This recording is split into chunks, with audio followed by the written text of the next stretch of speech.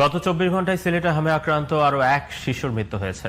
এ নিয়ে বিভাগটিতে হাম উপসর্গে মোট মৃত্যু হয়েছে ১৪০ জনের। স্বাস্থ্য বিভাগের তথ্য অনুযায়ী গত ২৪ ঘন্টায় নতুন করে ১৩১ জন হাম ও উপসর্গ নিয়ে হাসপাতালে ভর্তি হয়েছেন। বর্তমানে বিভিন্ন হাসপাতালে চিকিৎসাধীন রয়েছেন ৩৪৭ জন। জানুয়ারি থেকে এ পর্যন্ত সিলেট বিভাগে হাম উপসর্গে রোগী শনাক্ত হয়েছে ৯৮৮ জন। এদিকে গত ২৪ ঘন্টায় ময়মনসিংহ মেডিকেল কলেজ হাসপাতালে নতুন করে হাম ও উপসর্গ নিয়ে ২৫ জন ভর্তি হয়েছেন।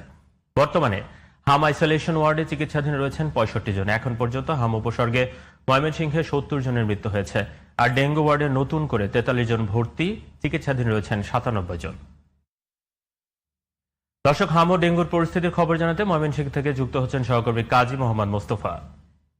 মোস্তফা, ময়মনসিংহের হাম ও ডেঙ্গু পরিস্থিতি কেমন দেখছেন, কি বলছেন চিকিৎসকরা, জানাবেন আমাদের।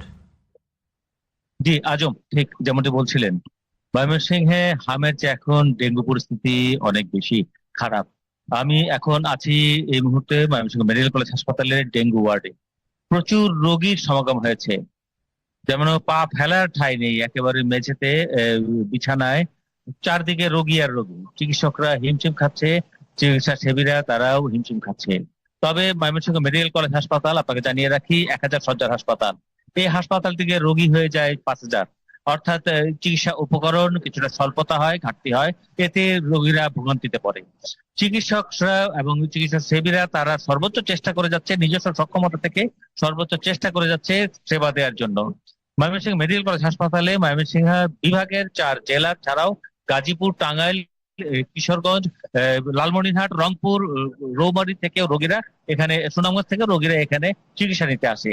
ময়মনসিংহ মেডিকেল কলেজ হাসপাতালের শুরু থেকে হাম আইসোলেশন ওয়ার্ডে পেডিয়াট্রিক আইসিইউ এর কথা বলা হয়েছিল, কিন্তু এটি এখনো পর্যন্ত সংযোজন হয়নি এবং গণপূর্ত ভবন থেকে তাদের বুঝিয়ে দেয়নি ময়মনসিংহ মেডিকেল কলেজ হাসপাতালে। সকল লোকবল এবং সকল সুবিধা, লজিস্টিক সাপোর্ট গুলো তারা এখনো পায়নি। আরেকটি কথা বলে রাখি, ময়মনসিংহ মেডিকেল কলেজ হাসপাতালে চিকিৎসা সেবার উপকরণ, অর্থাৎ বিভিন্ন ধরনের পরীক্ষার যে যন্ত্রপাতি, সেগুলো বিকল হয়ে আছে।